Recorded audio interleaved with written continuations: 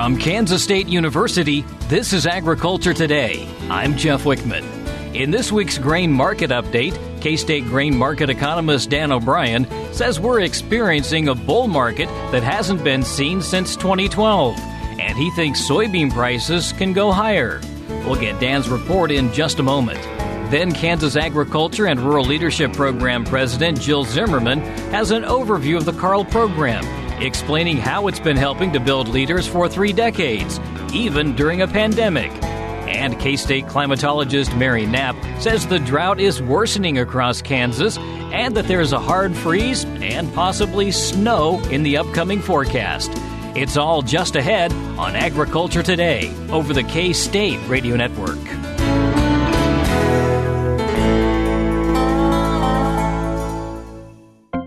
Make hand washing a healthy habit everywhere you go. Wash your hands with soap and water for at least 20 seconds, especially after going to the bathroom, before, during, and after preparing food, and before eating. If soap and water aren't available, use a hand sanitizer that has at least 60% alcohol. Life is better with clean hands. A message from the Centers for Disease Control and Prevention. This is Agriculture Today. In this week's grain trade, K-State grain market economist Dan O'Brien says we're seeing a bull market that we haven't seen since 2012, when we had a drought in the U.S. The issues at hand now for us have something to do with dry conditions for wheat in the U.S. in the central and southern plains, but really more so we're looking at strong moves in the markets caused by the accumulation of crop production problems that happened over the summer in China and other places in the world. These countries have been almost daily participants in buying soybeans from U.S. and other sources. And Brazil at this time is pretty much out of their exports of soybeans, have been delayed, frankly, in planting their next coming crop. So it just widens the window out when the U.S. will be the only soybean supplier of any quantity in the world. Now, probably January, February, especially February timeframe when we'd start to see Brazilian supplies coming in more and more. Well, that's been pushed back some by the accumulation of problems in Brazil over the last 1 or 2 or 3 weeks. So anyway, when you look at the price movements that have occurred, we had seen lows in the soybean market back in August, got down to about $8.50, $8.75 thereabouts, and closed on Thursday at $10.73 3/4. So that's a gain of over $2 a bushel, kind of driven by the export movement that's been happening here. For the week ending October 15th, we had 92 million bushels actually shipped of soybeans, and we need a pace of about 39, 40 million bushels a week to meet the USDA's projection. Of the USDA's estimate of about 2.2 billion bushels of exports for soybeans that we're aiming at in this marketing year, we're about 75, 76% of the way bought to meet that. And we're only about 7 weeks into the marketing year, about 13% of the way. So I think you can only say this is worried, I shouldn't say panicky buying, but I don't know what else you'd call it, where a buying country like China is worried about having adequacy of supply, so there's an urgency to go lock in supplies. And with that, we've seen, again, over a $2.25 run-up. I would say, in looking at what's happened the last 3 or 4 years, we're at a place now for soybean prices where we've tended to get up to and then haven't gone beyond very often since about 2017. Again, this 1080, something like that. So it will be really, really interesting to see where we go now that we've gotten up to areas of about as high as we've been here of late. And you just wonder if we'll go higher. I personally think we probably will because, again, there just aren't other places around the globe to supply soybeans to the Chinese, at least for a while. So it's going to be an interesting next several months. So as you say, we maybe have not hit a ceiling yet, so maybe a wait-and-see attitude then for producers? I think we've run up to this, and if the buying continues on a daily, weekly basis, then you'll see local elevators come in and literally have to bid soybeans out of farmers' hands. And farmers in Kansas, across the U.S., recognizing that this is more of a of a seller's market, i.e. they're in more of a power position at this time in terms of market power.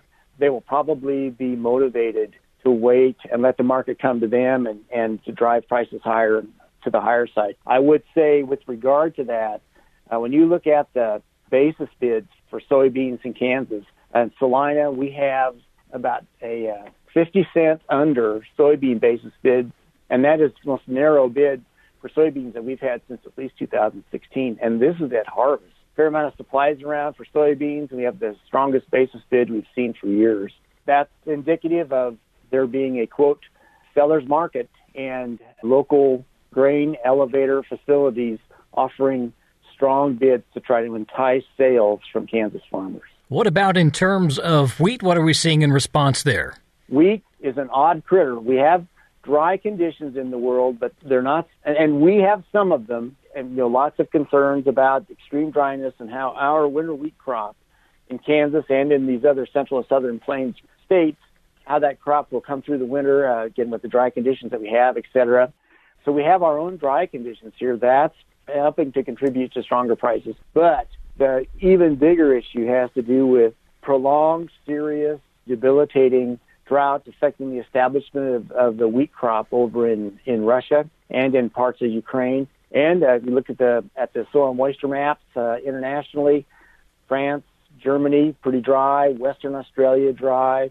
So I think we've got lots of concerns about having adequate wheat production and wheat supplies in the coming year. Now, we have large stockpiles of wheat in the world, so it's almost a little bit counterintuitive, but with the run-up in soybeans, strong prices for corn, wheat market seasons going on in those other two has its own problems, and it's been running up as well. Again, as we talked about for soybeans, back in August, about August 10th, 12th, around the time of that August crop production and WASDE report, we saw prices for wheat down to about $4.20, $4.22 thereabouts. Closed on Thursday, $5.60 and a 4. Had gotten up to about $5.80 for a top in the last bit of time. And I said Friday, pardon me, I meant to say Thursday. So anyway, a rally of $1.50, $1.60, something like that. And when you look at how exports are working out, we're more up and down on a weekly basis with wheat than we are on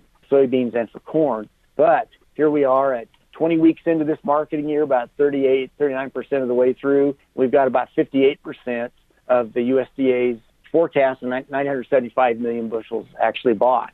And for hard red, what we're involved with so much in Kansas, about 52% of the USDA's projection of 410 million bushels actually either shipped or bought, and we're about, again, 39% of the way through the marketing year. So just interesting upon interesting issues that we would see the wheat market have the issues it's having, even though, again, the world numbers, relatively abundant supplies, still there's worry about what's on to come for these crops. And, when Russia and Ukraine have problems, then the buyers that normally buy from them, a number of those Mediterranean, Middle Eastern countries, they're having a sense of urgency, wondering where their supplies will come from. And you're seeing forces that bring strength into the wheat market. And to close out this week's report, what are we seeing in terms of corn and sorghum? Corn and sorghum, again, we talked about how these things are bull markets across the spectrum of these major commodities. Again, August 10th, 11th, we were down for corn to about $3.20.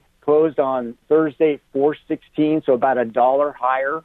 And this is in the midst of in Kansas, a lot of cases, not the whole state, because we certainly have some dry problems in the western other parts of the state. But we've had our harvest, et cetera, and at a time when you normally see seasonal lows, gosh, we've got tremendous rally that's occurred on the future side. New crop sales of exports, we're at 48% of the way to the USDA's goal of 2.325 billion bushels, and we're only 7 weeks in, about 14% of the way there. For grain sorghum, about the same, about 49% of the way to USDA's projection already in terms of exports on the one hand, forward sales on the other, we're only 13% in. Part of what's happening on the feed grains is that China has caught so short on their production this year and that they're coming in and being strong purchasers of grains. In terms of how that's translating to our local levels, we're seeing pretty strong export movement, pretty strong basis bids interesting. At Garden City, we've got a basis bid of 20 cents over the lead futures contract, BDs, and the next highest basis bid we've seen anywhere since 2016 is basically about 20 under. And Salina, we're tied in essence at this time of year with the best basis bid we've seen again since that 2006, since and including 2016, at about 20 under. And grain sorghum basis bids are in the stratosphere in so many words here. In Salina, export-oriented markets, a basis bid of $1 over in Salina for grain sorghum. Next highest basis bid at this time of year since back to and including 2016 was basically 20 under. So we're just not even in comparison. And even in Garden City, which most of the time we don't think of that as a big export location, they're a destination more. Again, their basis bid for grain sorghum about 80 over, thereabouts, and the highest they've seen in recent years is about 50 under. So a lot happening right during the time when we're finishing up harvest for a lot of our crops. We've got tremendous basis bids, pretty strong futures. We don't use lightly the word bull market, but that's sort of where we're at. Markets that have run up, a lot of support, and it's really just a matter of buyers versus sellers now negotiating on when this grain will move. So enjoy the ride, and if they want, they can check out all of the graphs, all of the information at agmanager.info. That would be great. Yes, we try to stay current with all the grain market information. I would say on agmanager.info, we have a basis tool on there that people can go from location to location to check out their own historic basis at these different elevators across the state. And, when we're making, sales for some time down the road, it'd be good to see what the patterns have been for basis bids if we're looking, say, past the first of the year for tax purposes or whatever. That's K-State grain market economist Dan O'Brien with his weekly analysis of the activity taking place in the grain markets. Again, for more information, agmanager.info. Agriculture Today is back in a moment. This is the K-State Radio Network. A social distancing tip.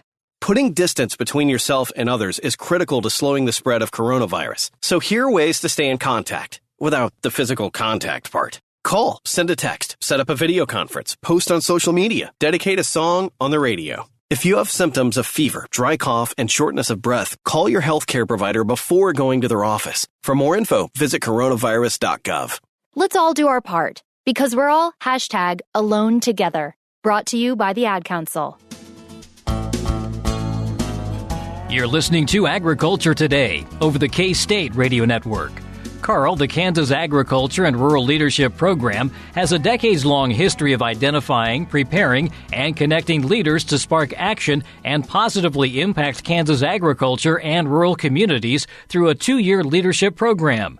As the current class prepares for graduation and to make room for a new class, KARL President Jill Zimmerman joins us to spotlight the program, discuss how it's helping to build leaders across Kansas, and just how you can apply to be part of the next KARL class. Jill, in terms of the KARL program, give us the background on how this program was started and some of the goals and mission of the organization. Yeah, Jeff, most definitely. Thank you for the time this morning. And the KARL program is 30 years old, and we are in our 15th class. It's a 2-year program, so when folks commit their time to the program, they commit themselves over the period of 2 years. And really, with us being 30 years old, we are a part of an international association, and so what KARL does, we also have sister programs throughout the United States and abroad. And actually later today, we are going to have a virtual conference. So traditionally, non-COVID years, we would be in Indianapolis this year gathering all the program folks from different states. So Jeff, to your question about the Kellogg Foundation back in the 1950s and the 60s, the Kellogg Foundation recognized the opportunity or the need for rural leadership and to have those conversations. And so the Kellogg Foundation, when they started, they provided grants to different states to fund a start for those programs. And each of them and all the states are organized and are funded slightly different, but they all are fairly closely connected with the land-grant university systems and such. Fast forward to the late 80s, early 90s, and the KARL program recognized that they too wanted to step up and be a part of that international leadership component. And so they set in motion in the late 80s, early 90s. They brought together a board of stakeholders and people because they recognized agriculture and rural communities needed a voice. And we needed to arm our folks with a network and education so that they could be better advocates at home and in their profession. This is something that they apply for? Yes, folks apply to be a part of KARL, the KARL program. They make applications. Applications will go live on January 1st of 2021, and then they will close on April 1st of 2021. And then we'll conduct interviews throughout different regions of the state the first week of May, and then we'll make an announcement of Class 16 the first Saturday in June of 2021.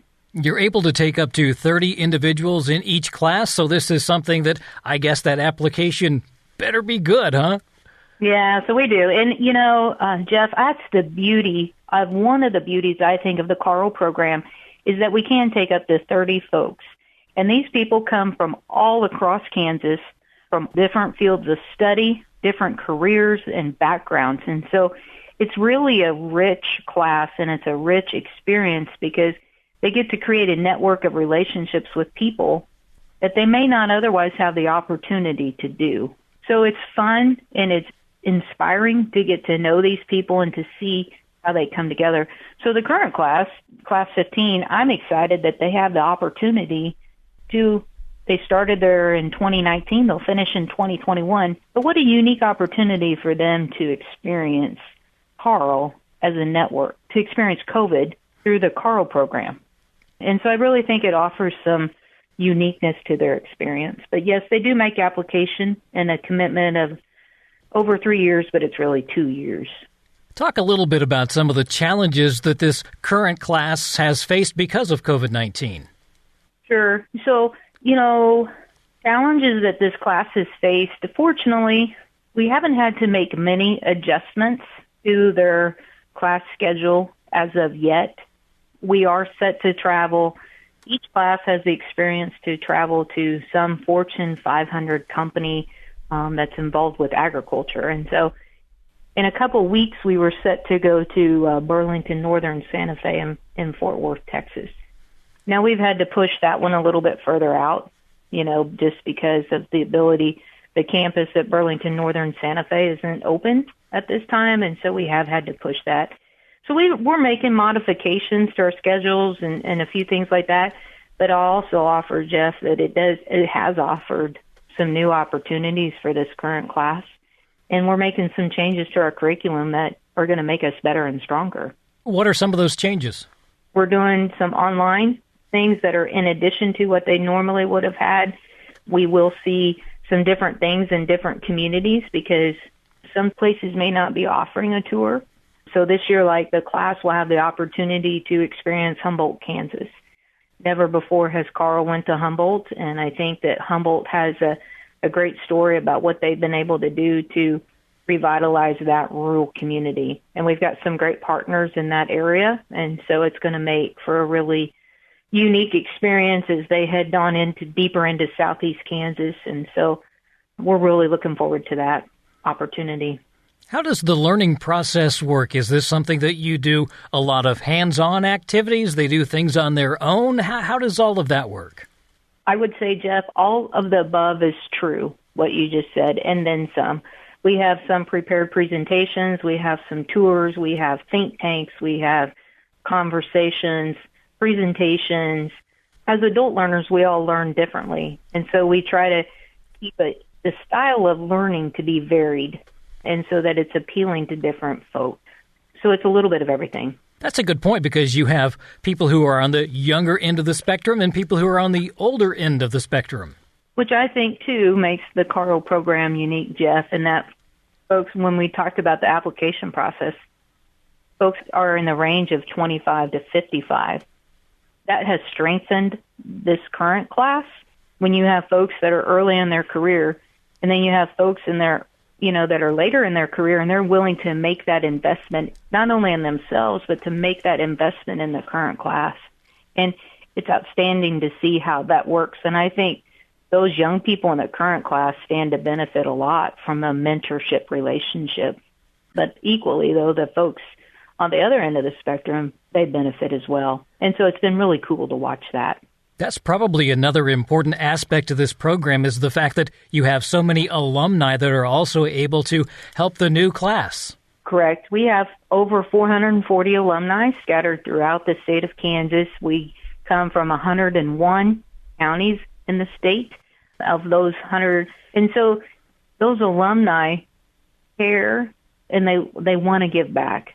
And so it's been fun to watch as we travel to different parts of the state and to see their engagement and willingness to invest and create in that network. And that really makes this Class 15 and those that come after, it makes for a better experience because you not only have that network of your class, but you also have that network of the expanded network of the KARL program. Leadership often means something different to everyone you ask. From your perspective, how does the leadership then go into play in the real world once they've graduated from KARL?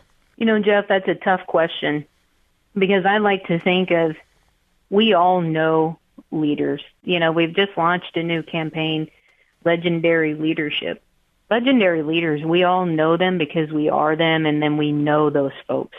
Oftentimes when folks come to KARL, they're proving themselves every day at home and in their communities.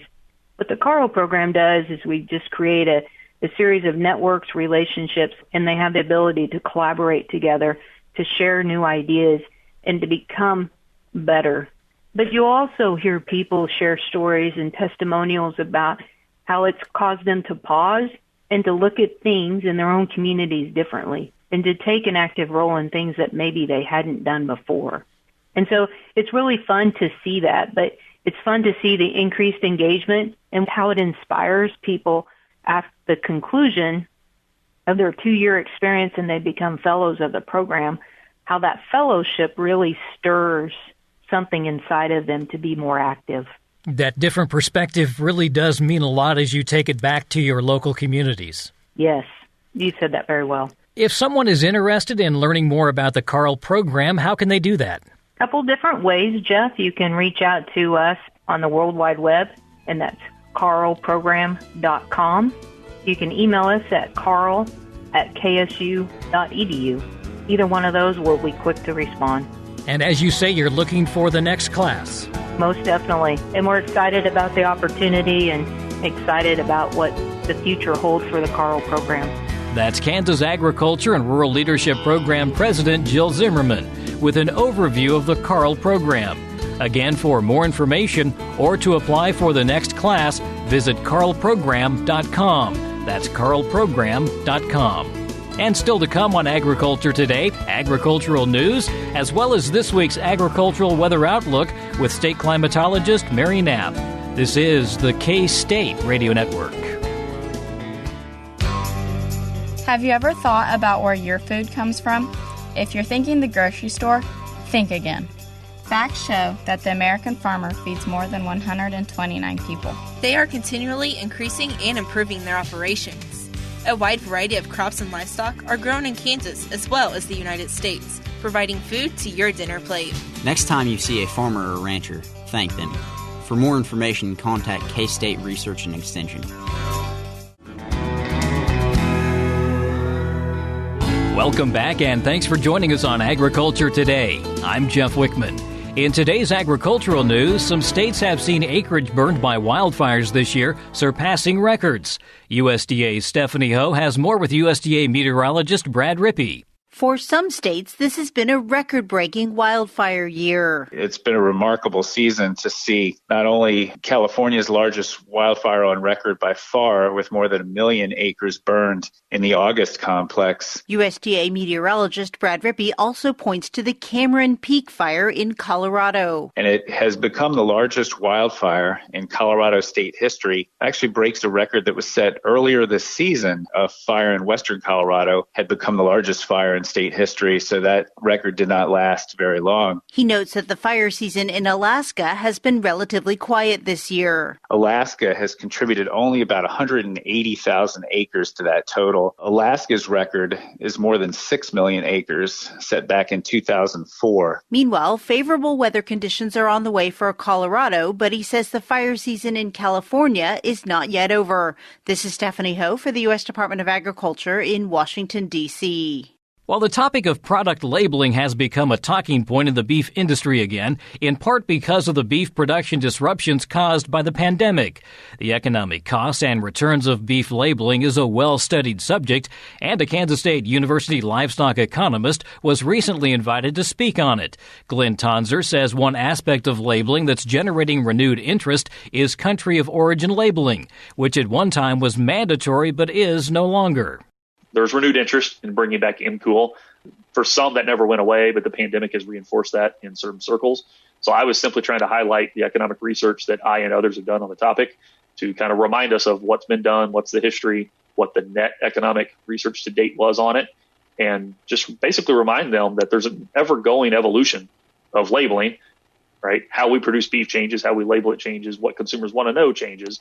And within that, there's an ever-growing evolution of mandated and voluntary labeling. As Tonzer points out, that extensive research has indicated that the costs of mandatory country of origin labeling typically exceed the economic returns from it. Our research, and I say our because I have multiple research collaborators across multiple projects on that, is the net economic impact of a mandatory country of origin labeling policy is negative in our assessment. So we know there's cost, and it comes with tracking and labeling.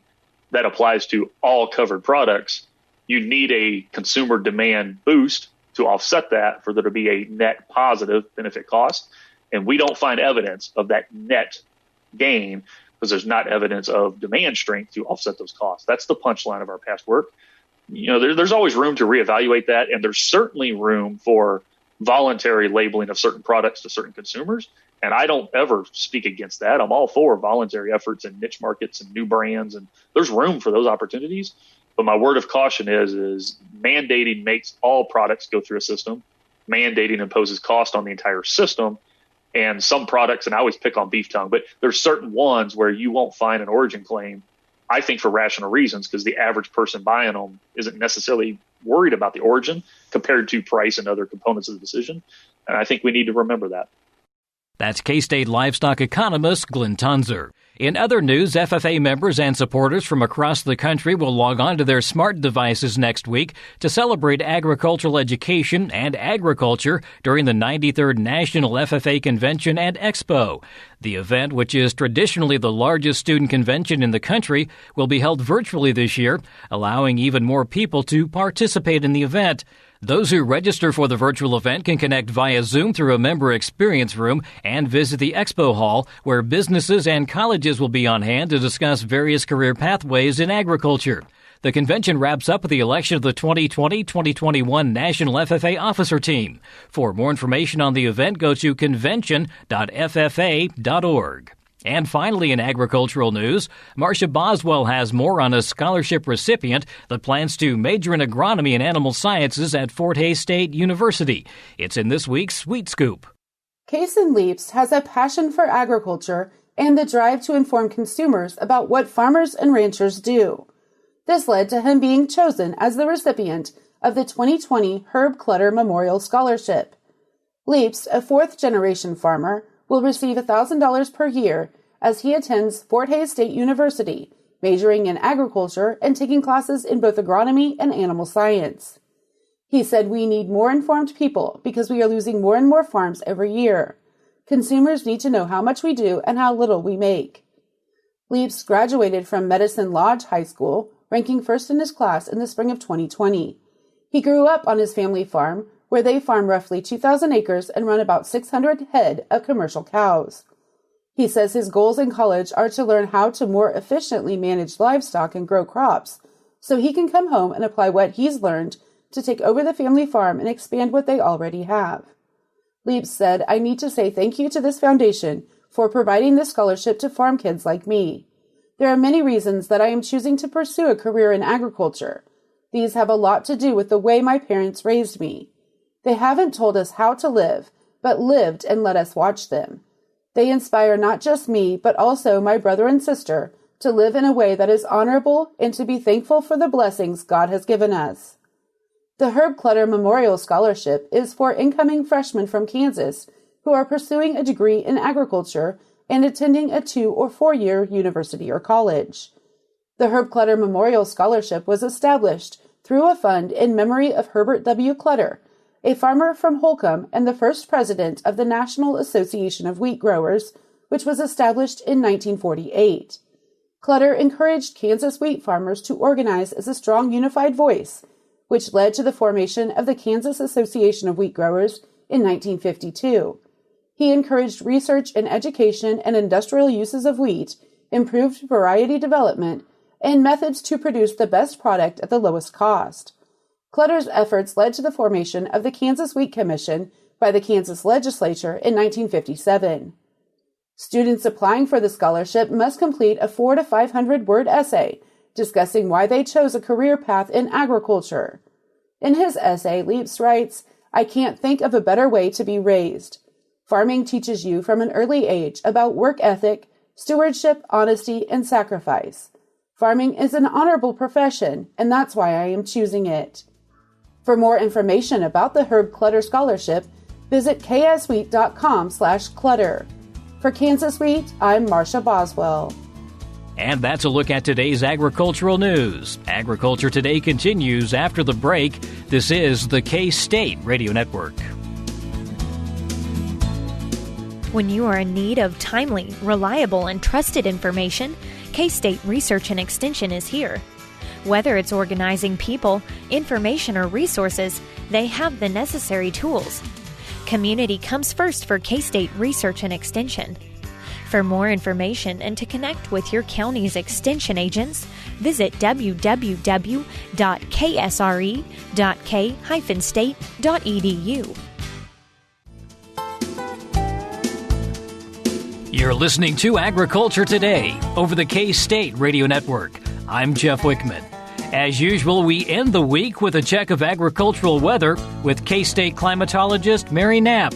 She says that the drought continues to expand across the state. She also says that snow and freezing temperatures may be in the forecast. Mary, I imagine you are getting more than tired of hearing when's it going to rain, or not only when is it going to rain, but how much is it going to rain? And we're actually still waiting on the rainfall totals, but it has been dry. It has been very dry. When we look at the U.S. Drought Monitor, and that covers the period ending on Tuesday, we had a pretty big expansion of drought across the state.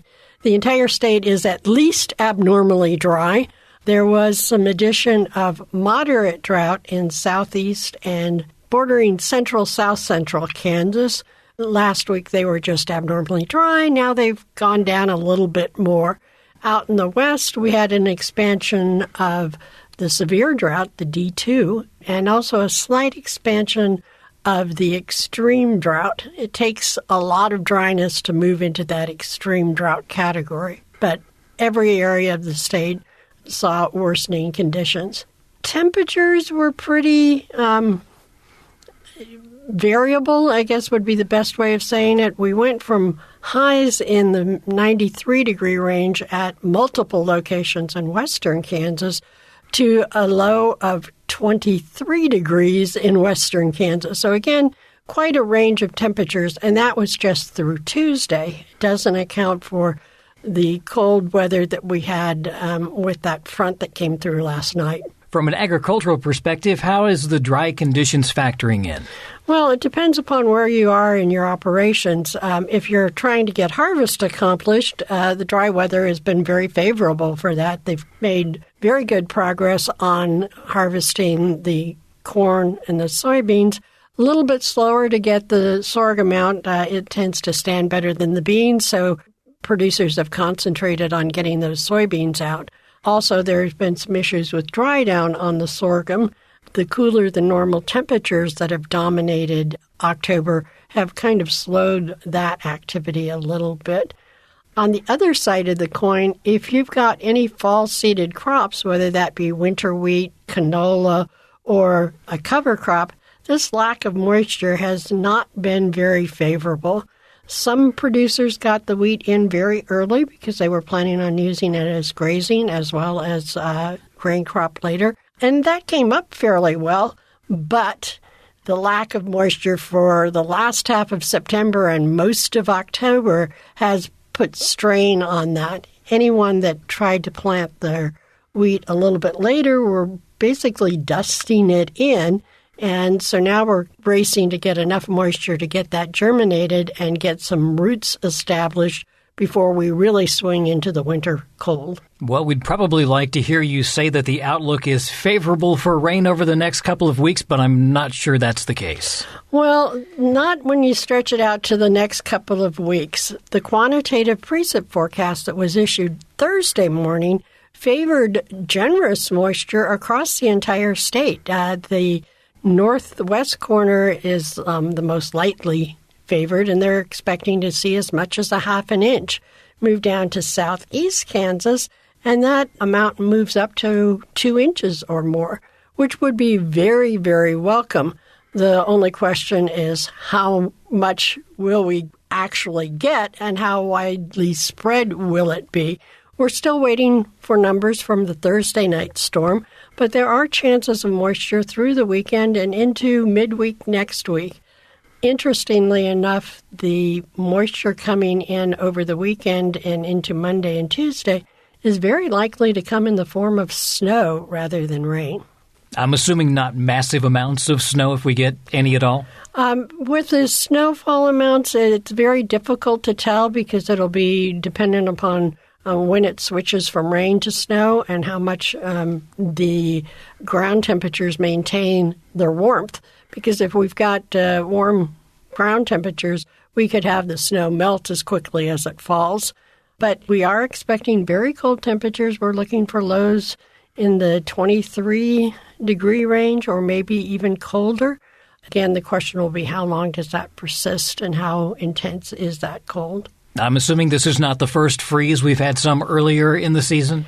Some places across the state have seen freezing temperatures. We had some locations in western Kansas that had their earliest freeze date ever, which was on September 3rd.